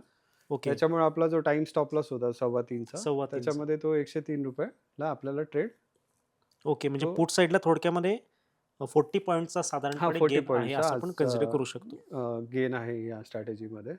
ओके. आणि ज्यावेळेस आपण 143ला सेल केला तेव्हा आपला इनिशियल स्टॉप लॉस हा 33 पॉईंट वरती जवळपास 190 रुपये. 190 रुपयाच्या आसपास Yes. समथिंग कन्सिडर करायला काय हरकत तर आज नाही. आपला टाइम स्टॉप लॉस लागला बेसिकली.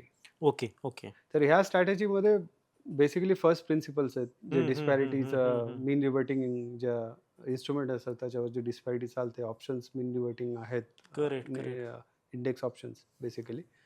तर आपण डिस्पॅरिटी घेतोय आणि एक ट्रेंड फिल्टर घेतोय, सुपर ट्रेंड. तर याच्यामध्ये आणि एक स्टॅटिस्टिकल डेटा मी जो स्टडी केलेला आहे, त्याच्यामध्ये डिस्पॅरिटीच्या काय लेवल्स असतात, कुठे एंट्री आहे, कुठे आपण एंट्री घ्यायला पाहिजे, कुठपर्यंत आपण थांबायला पाहिजे, त्याचा एक माझा स्टडी आहे. त्या बेसिसवर मी ह्या लेवल्स घेऊन ही स्ट्रॅटेजी ओके तुम्ही डिझाईन केलेली आहे. येस. ओके सर, आता यामध्ये अजून एक मला क्वेश्चन विचारायचं आहे की या पूर्ण स्ट्रॅटेजीमध्ये किती फंडची आवश्यकता आहे, किती कॅपिटल आपण ॲलोकेट केलं पाहिजे, Right. आणि लिव्हरेज जर का आपण यूज करत असू तर ते किती यूज करावं, किंवा ज्याला पर्टिक्युलर आपण ऑप्शन सेलिंग आता करतोय तर इथे मार्जिन बेनिफिट घ्यावा की न घ्यावा, त्याबद्दल थोडंसं जर का सांगितलं बरं होईल. ओके. सो आपण जेव्हा F&O बोलतो तर बेसिकली हम्म, डेरिव्हेटिव्हज आहेत, हम्म, राईट? हम्म, तर ह्याच्यामध्ये लिव्हरेज तर आहेच, करेक्ट करेक्ट, राईट? म्हणजे बाय डिफॉल्ट लिव्हरेज त्यामध्ये बाय आलंच. डिफॉल्ट लिव्हरेज आहे त्यामध्ये. लिव्हरेज चे फायदे आणि नुकसान दोन्ही आहेत. जर तुम्ही डिसिप्लिन्ड असाल तर लिव्हरेजचा तुम्हाला फायदा आहे. जर करेक्ट आहे. तुम्ही डिसिप्लिन्ड नसाल, तुम्ही इमोशनल ट्रेडिंग करत असाल, तर तुमचा सगळ्यात मोठा शत्रू जो असेल तो तो लिव्हरेजच तो असणार आहे. लिव्हरेज आहे. सो लिव्हरेजला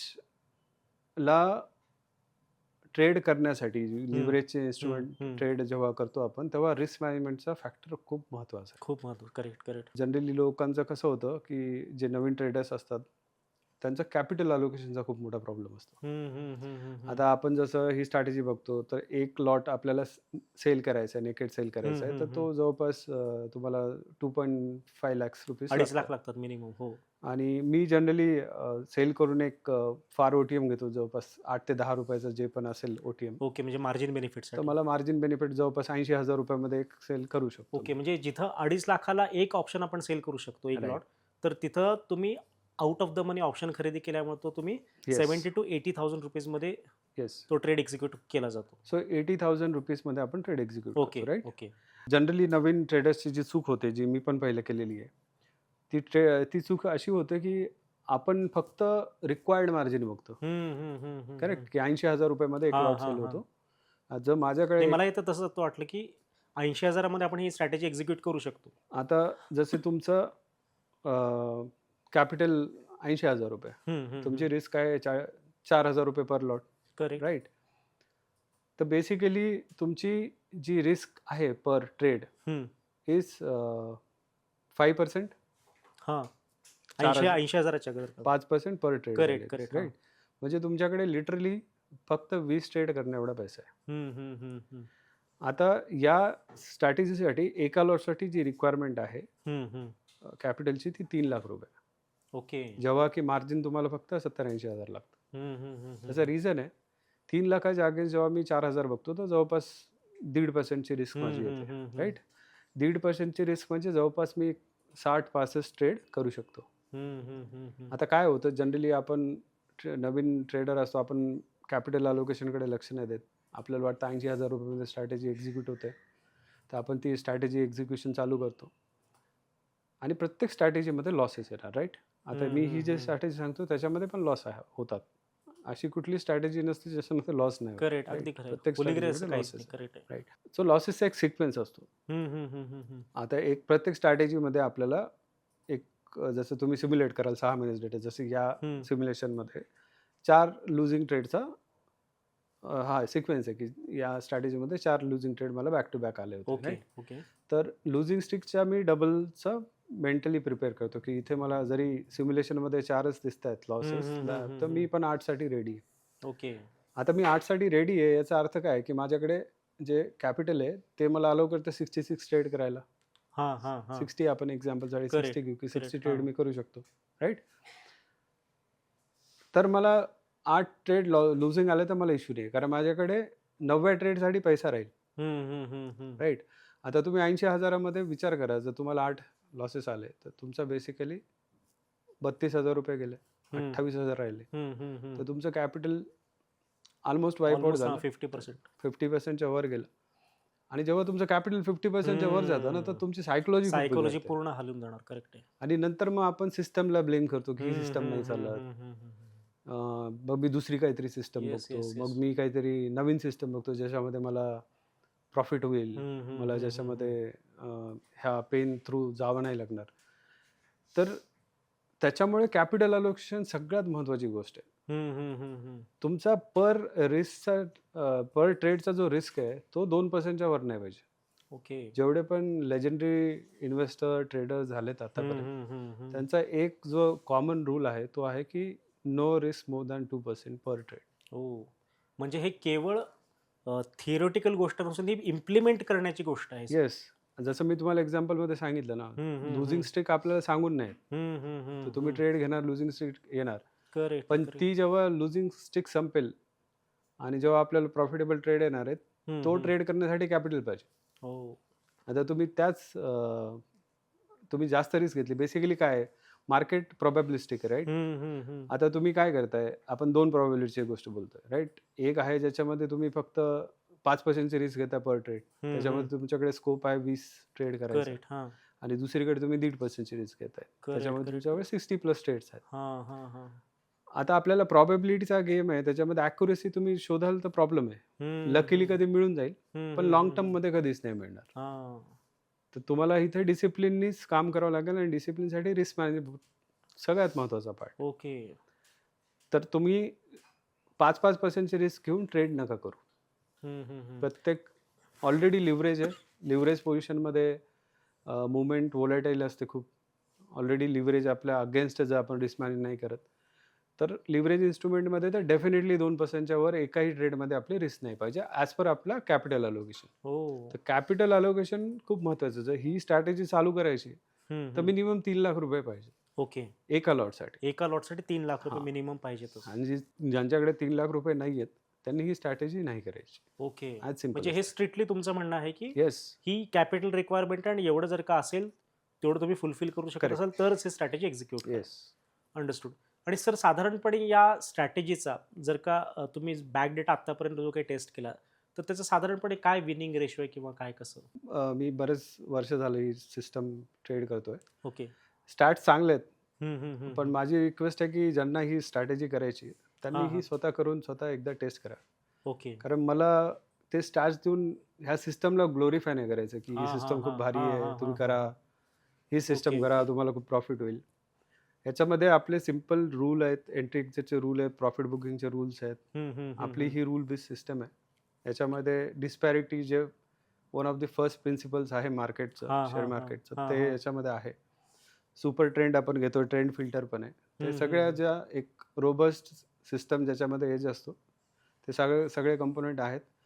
मी ह्या सिस्टम केलेल्या आहेत, मला याचे स्टॅट्स माहीत आहेत. चांगले स्टॅट्स आहे एवढं मी तुम्हाला सांगू ओके, शकतो. ओके.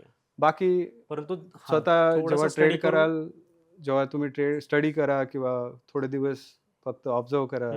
त्याच्यानंतर तुम्ही जेव्हा आपण स्वतः ट्रेड कराल तर Yes, तुम्हाला yes. याचं निश्चितपणे निश्चितपणे अं, मलाही खूप इंटरेस्टिंग वाटते सर. मी देखील या स्ट्रॅटेजीचा निश्चितपणे अभ्यास करेन. सर तुमची आता ही सेलिंगची स्ट्रॅटेजी मला कम्प्लिटली लक्षात आलेली आहे. आता फक्त मला प्रॅक्टिकली एक प्रश्न तुम्हाला विचारायचा आहे की ही स्ट्रॅटेजी एक्झिक्यूट करताना काय नेमके इश्यूज येतात त्याच्यावरती जर का थोडंसं जर का तुम्ही मार्गदर्शन केलं तर बरं होईल. ऍक्च्युली हा पॉडकास्ट मधला सगळ्यात महत्वाचा प्रश्न आहे, एक्झिक्युशन. एक्झिक्युशन. येस. सगळ्यात मोठा जो इश्यू आहे तो एक्झिक्युशनचाच आहे, राईट? स्ट्रॅटेजीज बऱ्याच अवेलेबल आहेत, राईट? एक्झिक्युशन हा सगळ्यात महत्त्वाचा पार्ट आहे. सो कोणी नवीन जर स्ट्रॅटेजी चालू करेल तर पहिला जो इश्यू येईल तो आहे कॅपिटल अलोकेशन, जो आपण डिस्कस केला. तर कोणी 3 लाखाच्या कमी कॅपिटलनी स्ट्रॅटेजी चालू केली की 80,000 रुपये लागतात, ते 82,000 करू, तर त्याला इश्यू येणार. ओके. जेव्हा लुझिंग स्टिक येईल त्यावेळेस कॅपिटल कंटिन्यूस जेव्हा लुझिंग स्ट्रीक व्हायला सुरुवात होईल तेव्हा सायकोलॉजी त्याची हलणार 100%. कॅपिटल 100% हलणार. ओके. म्हणजे that is first execution error आपण म्हणू शकतो. करेक्ट. आता ही सगळ्यात महत्वाची ही ट्रेड घेण्याआधीची इश्यू आहे की कॅपिटल अलोकेशन चुकीचं आहे. ठीक आहे, आता कोणी कॅपिटल अलोकेशन पण प्रॉपर केलं,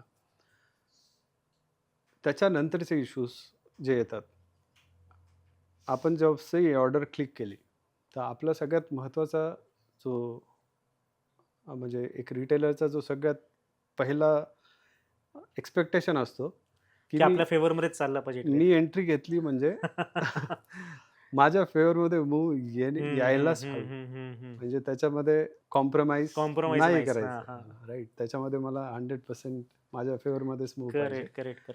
हा सगळ्यात मोठा प्रॉब्लेम आहे. याला आपण इन्स्टंट ग्रॅटिफिकेशन म्हणतो की मी घेतल्या माझ्या फेवरमध्ये मूव्ह यायला पाहिजे, राईट? सो हा इश्यू त्याच्यामुळे येतो कारण आपण आपलं जे रिलेशन आहे लॉस सोबत ते चुकीचं आहे, राईट? तर तुम्हाला तुमच्या लॉस सोबत तुमचं जे रिलेशन आहे ते स्ट्रॉंग बनावं लागेल. ओके, म्हणजे लॉसेस सोबत देखील रिलेशन मेंटेन करायला पाहिजे आपण. त्याच्याशिवाय ट्रेडिंग कसं करणार?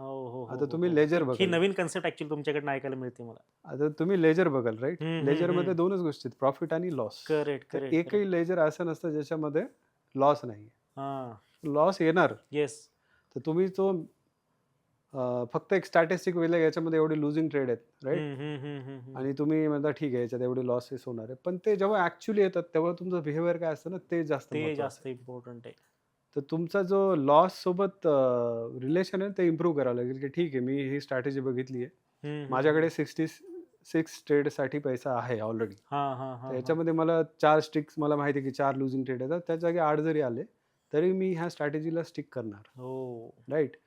आता हा सगळ्यात महत्त्वाचा पॉईंट आहे. हम्म, हम्म, हम्म, जेव्हा आपण आता हे इन्स्टंट ग्रॅटिफिकेशन सगळ्यात मोठा इश्यू आहे. हम्म, हम्म, हम्म, हम्म, कधी काय होतं, आपण घेतलं आपल्या फेवरमध्ये मूव्ह येते, हम्म. पण लगेच काउंटर मूव्ह येते. हा. आता आपण ₹150 म्हणजे सेल तिथं केला क्विकली तुमचं इमोशन चेंज होतात. राईट. ₹150 आपण सेल केला, 110ला गेला, स्ट्रॅटेजी अमेझिंग हा आहे. हा हा. याच्यासारखी स्ट्रॅटेजी काही नाही. येस. ₹110 पुन्हा 150ला, अरे काय स्ट्रॅटेजी आहे. Correct correct. राईट. हे सायकोलॉजिकल इश्यू हम्म, होतात हम्म, हम्म, हम्म, मार्केटमध्ये, हम्म, कारण हम्म, हम्म. आपला माइंड जो आहे ना, ब्रेन जो आहे, तो हा. ब्रेन आपल्याला कंट्रोल करतो. हो ठीक आहे. हो त्या हो हो. आपण जसं विक्रम वेताळ बघतो हा ना, हा हा तर हा. तो वेताळ त्याला सांगत असतो असं होईल तसं होईल. हम्म, हम्म, हम्म. मार्केटमध्ये पण एक कॉन्स्टंट वेताळ आपल्या खांद्यावर बसलेला असतो. हो हो त्याचा हो हो. टाइम आहे 9:15ला तो येतो, 3:30ला तो जातो. ओके. आणि त्याला जेवढ्या पण इमोशनल मिस्टेक्स आपल्याकडून करून घ्यायचे असतात ड्युरिंग मार्केट, तो हम्म. करून घेतो. हो हो आणि हो तो हो. जेव्हा 3:30ला निघून जातो तेव्हा आपण म्हणतो, अरे हे काय केलं हे मी आज? काय आपण काय हे कुणाचं ऐकलं? काय केलं मी, कशामुळे केलं आणि हे रोज हा का हा करतो मी? हा हा हा. सगळ्यात महत्त्वाचं आहे की तुम्ही ड्युरिंग मार्केट तो जो वेताळ आहे त्याला शांत करा. आता त्याला हम्म. शांत करण्यासाठी तुम्हाला पहिले लॉसची रिलेशन इम्प्रूव्ह करावं लागेल. ओके. लॉसला ॲक्सेप्ट करा. लुझिंग ट्रेड आला, हा नो हा हा. प्रॉब्लेम. परत रिसेट करा स्वतःला येस येस येस येस आणि येस. रिसेट करून परत तोच सेटअपमध्ये जी नवीन एंट्री येईल ती एंट्री घ्या. आता काही हम्म. लोक काय करतात की काउंटर एंट्री इमिडिएटली घेतात. हा मग हा त्याच्यात हा हा. रूल आपल्या डिस्पॅरिटीचे फॉलो नाही झाले किंवा सुपर ट्रेंडच्या हा. खाली नाही आहे प्राईस मग तरी एंट्री स्ट्रॅटेजी लगेच घ्यायची. फाट्यावरती बसवणं. स्ट्रॅटेजी फाट्यावर बसवतात हम्म. आणि मग आपले इमोशन्स राईट करतात. बेसिकली हम्म. वेताळ हम्म, हम्म, हम्म, हम्म. मोड ऑन होतं तेव्हा हम्म, हम्म, हम्म, राईट. हम्म. आणि तेव्हा मिस्टेक्स होतात आपल्या. आणि जेव्हा मिस्टेक्स होतात ना, जेव्हा तुम्हाला बेसिकली ही खूप चांगली ट्रिक आहे. जेव्हा तुम्ही अपसेट असता ना मार्केटमध्ये, तुम्ही असं काहीतरी हा करणार, हा. "अरे यार, असं काय करणार?" हे असे आवाज आले ना, हा हा हा. तो एक सिग्नल आहे, की 5 मिनिटं स्क्रीन सोडून बाजूला जा. ओ. एक नवीन गोष्ट मित्रांनो आपल्याला ही सरांकडून ऐकायला मिळते. That's interesting. की 5 मिनिटं पुढचा ट्रेड घेण्यासाठी तुझी सायकॉलॉजी बरोबर नाहीये. हम्म, हम्म, तर हम्म, तू 5 हम्म. मिनिटं रेस्ट घे. स्वतःला समजव, स्वतःला कलेक्ट कर, वापस ये, रॅशनली डेटा बघ आणि त्याच्यानंतर ट्रेड ॲज पर सिस्टम घे. हम्म, हम्म, हम्म. सिस्टममध्ये लॉसेस होणार, पण आपल्या सिस्टममध्ये एज आहे, तर आपल्याला विदाऊट लॉस कुठली स्ट्रॅटेजी नाही आहे. हम्म, तर हम्म, हम्म. आपल्याला सेम गोष्ट रोज रिपीट करायची. हो. तर ड्रॉडाऊनचा एक फेज असतो, पण ड्रॉडाऊनच्या फेजनंतर एक आपला फेवरमध्ये पण फेज असतो. हम्म, हम्म, तर हम्म, ड्रॉडाऊनला हम्म. घाबरायचं नाही आणि जेव्हा आपल्या फेवरमध्ये फेज येतो, तेव्हा पण ओव्हर एक्साइटेड व्हायचं नाही. ओव्हर एक्साइटेड नाही व्हायची. जी डिसिप्लिन आहे ती लॉसमध्ये पण सेम पाहिजे आणि आणि प्रॉफिटमध्ये प्रॉफिटमध्ये देखील पण सेम सेम पाहिजे. पाहिजे. Okay okay. सो डिसिप्लिनमध्ये कुठे कॉम्प्रोमाइज नाही व्हायला येस पाहिजे. Yes yes. करेक्ट करेक्ट तर करेक्ट. ज्यांनी पण ह्या 2 गोष्टीवर आपलं कंट्रोल आणलं, की हम्म, इन्स्टंट हम्म, हम्म. ग्रॅटिफिकेशनचा मला इश्यू नाही हम्म, हम्म, आणि हम्म. लॉसचं माझं रिलेशन चांगलं आहे हो हो आणि मी स्ट्रॅटेजी एक्झिक्यूट डिसिप्लिनने करू शकतो, हो. येस. त्याला प्रॉब्लेम नाही येणार. बाकी ज्यांना हे इश्यू आहेत, त्यांच्यासाठी ही नाही, कुठली स्ट्रॅटेजी नाही. म्हणजे हम्म, त्यांनी हम्म, ट्रेडिंग हम्म. ॲक्चुअली नाही करायला पाहिजे. हम्म, हम्म, हम्म, ट्रेडिंगमध्ये हम्म. खूप डिसिप्लिन पाहिजे. आपण रिटेलर आहे, इन्स्टिट्यूशन किंवा जे हाय फ्रिक्वेन्सी ट्रेडिंग करतात, येस येस. जे मोठे प्लेयर्स आहेत, हो त्यांच्याकडून जर रिटेलरला काही शिकायचं तर डिसिप्लिन ही सगळ्यात महत्त्वाची गोष्ट आहे. हो. जे सगळे मोठे ट्रेडर्स आहेत किंवा मोठे फर्म्स आहेत, हम्म, हम्म, हम्म. त्यांचा पूर्ण जो बेस आहे तो रिस्क मॅनेजमेंटवर आहे. हो. त्याच्यामुळे ते लोक सर्वाईव्ह आणि थ्राईव्ह करतात. तर हम्म. आपल्याला ॲटलीस्ट सर्वाईव्ह करण्यासाठी ती डिसिप्लिनवाला पार्ट त्यांच्याकडून येस येस शिकणं येस. गरजेचं आहे. तो थोडक्यामध्ये ट्रेडिंग जर्नीसाठी तुमचा जो काही बेस आहे, येस, तुम्हाला जर का यशस्वी व्हायचं असेल तर तो तुमचा बेस आहे रिस्क मॅनेजमेंट. करेक्ट. आणि त्याच्यावरती तुम्ही इनिशियली मास्टरी मिळवणं फार गरजेचं आहे. येस, आणि स्ट्रॅटेजी वगैरे या सगळ्या पुढच्या पार्ट आल्या. येस, तुमचं तुम्ही म्हणताय की लॉस सोबतचं तुमचं रिलेशन खूप स्ट्रॉंग बनवणं फार गरजेचं आहे. येस. हे खूप छान इनपुट मिळालं सर तुमच्याकडनं. सर बऱ्याच वेळा याच्याही आधी आपण ज्यावेळेस पर्सनली एकदा भेटलो होतो तेव्हा तुम्ही 51 ट्रेड एक्सपेरिमेंटबद्दल काहीतरी तुम्ही बोलत होता. तर व्हॉट इज 51 ट्रेड एक्सपेरिमेंट? हां. सो ह्याचं एक रिझन होतं. मी जेव्हा टेक्निकल ॲनालिसिस शिकलो ना, तर आपण जेव्हा जनरली टेक्निकल अनालिसिस शिकतो, आपल्याला काहीच माहिती नसतं. मग आपल्याला टेक्निकल अनालिसिस शिकलो, आपल्याला थोडं माहीत असतं इंडिकेटर हे हां, असे हां, काम हां. करतात. आणि जेव्हा ते काम आपल्या फेवरमध्ये करतात, हं. तर आपला बायस खूप स्ट्राँग होतो. ओके. आपल्याला वाटतं की हा होली ग्रेल आहे हां, बेसिकली. हां, हा हां. इंडिकेटर असा येस. ब्रेकआउट आला म्हणजे हा चालणारच. अगदी बरोबर. राइट? प्रत्येक ट्रेडरला एखादी नवीन स्ट्रॅटेजी शिकल्यानं ती गोष्ट वाटतेच सुरुवातीच्या काळात. करेक्ट. की त्यांना आपल्याला असं वाटतं की ही स्ट्रॅटेजी जी आहे ती हं, होली ग्रेल आहे. हं. ह्याच्यामध्ये लॉस प्रूफ स्ट्रॅटेजी आहे. हां, हां, लॉस हां. होणारच नाही मला प्रॉफिटच होणार येस. आहे. आणि जेव्हा लॉसेस होतात, तेव्हा वाटतं की काहीतरी इंडिकेटरमध्ये प्रॉब्लेम आहे. हो. सेटिंगमध्ये काहीतरी प्रॉब्लेम हां, हां, आहे. हां, 10 हां. 3च्या जागी 10 2 करून बघतो. राइट? त्याला कर्व्ह फिटिंग म्हणतात हां, बेसिकली. हां, तुम्ही हां. कर्व्ह फिट करता तुमच्या हां, हां, ह्याने हां, हां, हां. आणि त्याने पण काही सक्सेस नाही मिळत. हं, हं, तर मग हं. त्याला वाटतं की मी काहीतरी दुसरा कोणतरी एक सक्सेसफुल ट्रेडर आहे आपल्यासारखा. हं, हं, म्हणजे हं. दुसरा एक चांगला करतोय ज्याच्याबद्दल मी ऐकलंय. तर मग त्याची स्ट्रॅटेजी मी कॉपी करतो. त्याची हं. स्ट्रॅटेजी पण आपण कॉपी करायला जातो, तिथेही फेल होतो. ॲक्चुअली प्रत्येक ट्रेडचा आउटकम रँडम आहे, राइट? हं, हं. जेव्हा करेक्ट. प्रत्येक ट्रेडचा आउटकम रँडम आहे, तर तुम्ही शुअरिटी कशी राहणार? मार्केट प्रोबॅबिलिटीचं राइट? हं, हं, हं. मार्केट प्रोबॅबिलिटीवर आहे. येस. तर तुम्ही त्याच्यात ॲक्युरसी आणूच नाही शकत ना. तर तुम्हाला एकच गोष्ट रिपीट करावी लागते. ओके. सो मी एक डिफायनेसच्याच कॉन्फरन्सला गेलो होतो. विठ्ठल शिंदे सरांचं एक प्रेझेंटेशन होतं. त्यांनी प्रेझेंटेशन दिल्यानंतर बऱ्याच लोकांनी प्रश्न विचारले, हां, हां, हां. की ह्या इंडिकेटरचा ह्या सेटिंग केलं तर काय होईल? हं, याचं हं, लॉस हं. प्रॉफिट अँड लॉसच्या आसपास, इंडिकेटरच्या हां, हां, आसपासच हां, क्वेश्चन हां, होते. हां. मग प्रशांत सरांनी माईक घेऊन एक सेंटेन्स बोलले होते. ते म्हटले होते, "तुम्हाला ॲक्चुअली प्रॉफिट लॉस किंवा इंडिकेटर्सपेक्षा ना, तो जेव्हा आपल्या फेवरमध्ये जातो, हं, हं, हं. जो पण फ्युचरचा होता तो फ्युचर आपल्या फेवरमध्ये गेला आणि तो वापस जेव्हा रिट्रेस होतो, हं. त्यावेळेस तुम्ही स्ट्रॅटेजीमध्ये बसता कसं? हं, हं, हं, हे हं. प्रश्न तुमच्याकडून यायला पाहिजे. हां, हां, हां, हां. तर मला ती गोष्ट खूप क्लिक झाली. करेक्ट, मी करेक्ट, म्हटलं, करेक्ट. "हां यार, हे बरोबर आहे." त्याच्या आधी कारण मी काही ट्रेड्स जे माझ्या फेवरमध्ये होते अननेसेसरी सोडले. हो, हो, ठीक आहे, हो, हो. म्हणजे जिथे 2 लाखाचं प्रॉफिट होऊ शकतं, मी 1च लाख घेतलं असं. हं, हं, हं, हं, बरंच हं. झालं की रूल बेस्ड भले मी केले, पण मी रूल पण ब्रेक केले. तर हं, हं, हं. म्हणजे अर्ली एक्झिट केल्या. जे आपले सायकॉलॉजिकल इश्यूज मला वाटले खूप झालं ₹1,00,000 आले, आता हं, हं, कशाला हं, हं, हं. होल्ड करायचं आहे. तर त्या इश्यूजमुळे मी म्हटलं नाही आपल्याला आता ट्रेड कम्प्लिशनची सवय लावावी लागेल. जर आपल्याला फुल टाईम ट्रेडर बनायचं आहे, हं, तर हं, ही हं. बेसिक रिक्वायरमेंट आहे, ओके. की आपल्याला ट्रेड कम्प्लिशनची सवय पाहिजे. हं, हं, हं. त्याच्यामध्ये मग मी ही 51 ट्रेड्सचा एक्सपेरिमेंट केला. ओके. तर मी फ्युचर ट्रेड घेतले त्यामध्ये. बरं. त्याच्यामध्ये माझे लाईननी 9 लॉसेस होते. ओके. पण मी डेव्हिएट नाही झालो त्या बरं, बरं, बरं. स्ट्रॅटेजीला. इव्हन मी प्रशांत सरांना मेसेजही केला होता. हं, हं, हं, हं, हं. त्यांनी मला लिहिलं होतं व्हेरी गुड, ओके. की तू स्ट्रॅटेजीला स्टिक आहे. आणि हं, हं. त्याच्यानंतर माझी 11 विनिंगची स्टिक पण होती. ओके. म्हणजे 51 ट्रेडमध्ये तुम्हाला 9 कन्झिक्युटिव्ह लॉसेस झाले होते? येस. 9. ओके. आणि त्याच्यानंतर मला 11 विनर्स पण आले होते. 11 कन्झिक्युटिव्ह विनर्स आले होते. येस. ओके. तर बेसिकली त्या स्ट्रॅटेजीमध्ये ओव्हरऑल माझी स्ट्रॅटेजी प्रॉफिटेबल होती. ओके. कारण त्याच्यामध्ये मी कॅपिटल अलोकेशन हं, हं, बरोबर हं, ठेवलं हं, होतं. हं, माझी रिस्क हं. मॅनेजमेंट होती. दुसरं मी ट्रेड ॲज पर सेटअप केले होते. मी माझं जे ओके. इमोशन्स होते त्याला बाजूला ठेवलं होतं. हो. मी ॲज अ मशीन ट्रेड केलं होतं बेसिकली. हम्म. कारण मी तेव्हा इमोशनलेस. अ, एक रिझॉल्व घेतला होता, की हं, हं. मला आता हे जे माझा जो वेताळ मला सांगतो हां, ड्युरिंग हां, हां, मार्केट हां, ह्याला हां. मला शांत करायचं. बरोबर. तर ह्याला शांत करण्यासाठी मला 51 ट्रेडची गरज पडली. ओके. आणि ते 51 ट्रेड केल्यानंतर मग मला ट्रेड कंप्लिशनचा प्रॉब्लेम नाही आला, हो, जो की हो, आज हो. खूप मोठा प्रॉब्लेम आहे. Great, great, great. तर तो म्हणजे थोडक्यामध्ये एक्सपिरियन्समुळे मला मग कॉन्फिडन्स आला आणि त्याच एक्सपिरियन्समुळे मी हे डिसिजन घेऊ शकलो, की चला आता मी रेडी आहे. कारण मी आता इमोशनल डिसिजन नाही घेत हं, आहे किंवा हं, मी हं. सिस्टम फॉलो करू शकतोय. त्याच्यामुळेच मग मी डिसिजन घेतलं, की मी आता फुल टाईम ट्रेडर ओके. बनणार.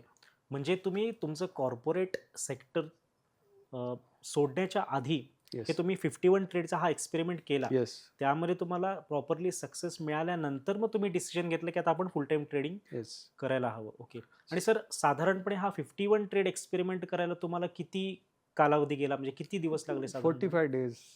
ओके. तो 45 दिवसांचा फ्युचरचा कालावधी होता होता. ट्रेड ओके, तो ओके. आणि 45 डेज. फ्युचर्समध्ये पोझिशनल ट्रेड्स होते हे. Positional trade. Okay, yes. Okay. So जसं मी तुम्हाला म्हटलं कोणाला फुल टाईम ट्रेडर बनायचं आहे, हं, तर हं, हं. एक 2-3 वर्ष आधी माहिती पाहिजे चालू हां. करायचं. तर मी स्टडी ऑलरेडी करत होतो. करेक्ट, जॉब करेक्ट, असताना करेक्ट. मी सॅटर्डे संडेजला हं, हं, स्टडी हं. करायचो, रात्री स्टडी करायचो. हं, हं, हं, हं, आणि हं. त्या हिशोबाने मग पोझिशनल कारण जॉब होता तर मी पोझिशनल ट्रेडिंगच करायचो. Correct, correct, positional correct. Trade घ्यायचो आणि मग ते 51 ट्रेड्स झाले आणि मला मार्केटचा रिस्क वगैरेचं पण गोष्टी कळाल्या. आणि जेव्हा मी फुल टाइम ट्रेडर झालो, मग पोझिशन सायझिंग थोडं माझं वीक होतं. पण नंतर मी पोझिशन सायझिंगवर पण खूप काम केलं. तर पोझिशन सायझिंगवर काम केल्यामुळे मला बरंच हेल्प होते. ओके. थोडक्यामध्ये तुमच्या सक्सेस जर्नीचा जर का आपण नीट आढावा जर का घेतला, तर बॉटम लाईनला रिस्क मॅनेजमेंट येस. हे सर्वात इम्पॉर्टंट आहे.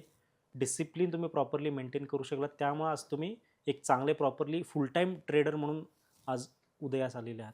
ॲक्च्युली जेवढे पण म्हणजे trading basically hmm. Probability, right? So you can only control what is hmm. Controllable. तर कंट्रोलेबल काय? तुम्ही काय रिस्क. कुठला स्टॉक घेणार किंवा ऑप्शन घेणार, व्हॉट एव्हर इन्स्ट्रुमेंट तुम्ही कुठला चूज करताय, तो क्वांटिटी किती घेणार आणि एक्झिट किती करणार. येस. ह्या 3 गोष्टी सोडल्या चौथी गोष्ट Correct. आपल्या कंट्रोलमध्ये नाही. आपण एकदा का ट्रेड घेतला की आपल्या हातात काहीच नाही. येस. तर ह्या 3 गोष्टीमध्ये हम्म. पूर्ण जे आपल्या कंट्रोलमध्ये तेवढंच आपण कंट्रोल करू शकतो. एकदा हम्म. पोझिशन आली तर मार्केट आहे, करेक्ट. तर मार्केट मग डिसाईड करेल की प्रॉफिट होणार का लॉस होणार, राईट? आता प्रत्येक ट्रेडचे 4च आउटकम आहेत. एक आहे छोटा प्रॉफिट, एक आहे मोठा प्रॉफिट, एक आहे छोटा लॉस आणि एक आहे मोठा लॉस. मोठा लॉस. करेक्ट. तुम्ही मोठा लॉस जर अवॉइड केला तर तर तुम्ही हे ट्रेडिंगमध्ये तुमच्या सक्सेसफुल फेवरमध्ये. राहणार. करेक्ट. अगदी बरोबर आहे. तर त्याचा मोठा लॉस अवॉइड करणे म्हणजे रिस्क मॅनेजमेंट. की तुम्ही ओव्हर रिस्क नका करू, ओव्हर ट्रेडिंग नका करू. करेक्ट. दिवसाचा एक स्टॉप लॉस फिक्स करा की कॅपिटलचा 5% उडाला त्या दिवशी मी ट्रेड नाही करणार. येस. तर तुम्ही हे जर नाही करू शकत असले तर बेसिकली मग तुम्ही हा करिअर चॉईस तुमच्यासाठी हां. चुकीचा राहील. म्हणजे या जर का गोष्टी तुम्ही करू शकत असाल तरच तुमच्यासाठी स्टॉक मार्केट ही एक उत्तम जागा ठरू शकते. येस, ट्रेडिंग खूप डिफिकल्ट आहे. तर तुम्हाला विदाऊट डिसिप्लिन ट्रेडिंग करणं खूप रिस्की आहे. रिस्की आहे. Yes. करेक्ट. सर, आता आपण रिस्क मॅनेजमेंटबद्दल एवढं चर्चा केली, तुमचे सर्व तुम्ही एक्सपिरियन्स सगळं शेअर केला. तर आता अजून थोडंसं पुढे जाऊन मी विचारेन की ट्रेडिंग जर्नल ह्याचं किती इम्पॉर्टन्स असतो एखाद्या ट्रेडरच्या लाईफमध्ये? त्याचा इम्पॉर्टन्स सगळ्यात जास्त आहे. ठीक आहे. आणि ट्रेडिंग जर्नलमध्ये ॲक्च्युली 2 गोष्टी करायला पाहिजे. एक गोष्ट आहे की एक तुमचा ट्रेडचा लॉग आहे की दिवसभर ट्रेड काय, एंट्री एक्झिट, प्रॉफिट लॉस काय, त्याचे स्टॅटिस्टिक्स येतील, सक्सेस रेशो काय, रिस्क रिवॉर्ड काय.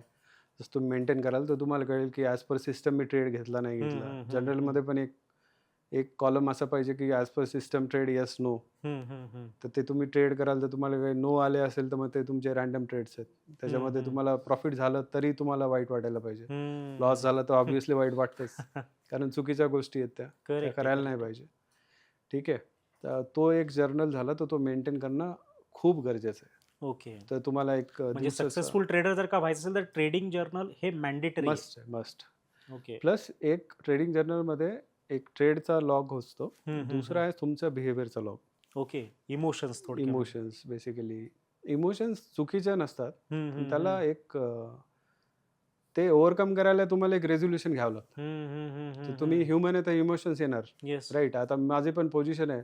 मला एखाद्या पोझिशनवर 1 लाख रुपये प्रॉफिट दिसतं आणि मला प्रॉफिट बुक करता 40,000 रुपयेच मिळाले. ॲज अ ह्युमन मला वाटतं अरे यार 60,000 रुपये गेलं profit, but that's a part of the game, right? तर ते तुम्हाला एक रिझॉल्व पाहिजे. येस, हे येत राहणार. कधी मला 40चे 1 लाख पण मिळणार. तर ते over a period of time तुम्ही रेग्युलर करत गेले ना तर सगळं कंपन्सेट होतं. ओके. तर तो कधी तुम्ही 40,000ला दुसरा ट्रेड एक्झिट करणार असेल त्यावेळेस तुम्हाला मार्केट 1 लाख देईल. तर ते कंपन्सेट होतं, पण ते लॉंग टर्ममध्ये कंपन्सेट होतं. करेक्ट. तर तुम्हाला तो फ्रिक्वेंटली रोज येऊन तेच काम करावं लागतं. आणि दुसऱ्या ट्रेडिंग जर्नलमध्ये जी महत्त्वाची गोष्ट आहे की तुम्ही काय मिस्टेक्स करताय त्या लिहा. रोज एकच मिस्टेक रिपीट होतोय ना तर तुम्हाला कळेल की हा माझा इम्प्रूव्हमेंटचा एरिया आहे. ओके. तो जर्नलपेक्षा हा पण खूप मोठा स्वतःचे थॉट्स पॉझिटिव्ह निगेटिव्ह असं नाही, स्वतः सेल्फ बिटिंग नाही करायची की मी आज ही चूक केली ठीक आहे, पण चांगल्या केलेल्या गोष्टी पण लिहायच्या. करेक्ट. ज्याच्यामध्ये आपल्याला कळते की हा हे माझं इम्प्रूव्हमेंट होत आहे, हे माझे इम्प्रूव्हमेंटचे एरिया. तर हे तुम्ही दोन्ही गोष्टी पॅरलली केल्या ना तर मग तुम्हाला त्याचा इम्पॅक्ट दिसेल. ओके. तर मग रवी सर, खूप छान वाटलं तुमच्यासोबत चर्चा करून. थँक्यू. खूप अमेझिंग माहिती कळाली. मला देखील पर्सनली खूप नवीन गोष्टी शिकायला मिळाल्या. पर्टिक्युलरली रेनको स्ट्रॅटेजी किंवा तुमचे जे सायकोलॉजी, रिस्क मॅनेजमेंटच्या बद्दलचे जे थॉट्स आहेत ते खूप प्रॉपर आहेत आणि नवीन लोकांसाठी तर हे खूपच उपयुक्त आहेत. तर धन्यवाद इन्व्हेस्टॉक्स मराठीमध्ये Thank you, thank या you so much. पॉडकास्टमध्ये सहभागी झाल्याबद्दल धन्यवाद. धन्यवाद. तर मग मित्रांनो, जर का तुम्हाला रवी सरांची ही स्ट्रॅटेजी, हे प्रॉपर रूल बेस्ड जर का तुम्हाला त्याच्या काही PPTs हवे असेल, PDF जर का हवे असतील, किंवा जसं आता रवी सरांनी सांगितलं की रिस्क आणि मनी मॅनेजमेंटबद्दलचे त्यांचे जे काही जर्नलिंगच्या संदर्भातले जे काही त्यांचे एक फॉर्मॅट्स आहेत, ते जर का तुम्हाला हवे असतील तर खाली कमेंट बॉक्समध्ये कमेंट करा आणि त्याचसोबत तुम्ही आमच्या समोर डिस्प्ले होत असलेल्या हेल्पलाईन नंबरला कॉन्टॅक्ट करू शकता. आम्ही ते डेफिनेटली तुमच्यापर्यंत पोहोचवू. धन्यवाद.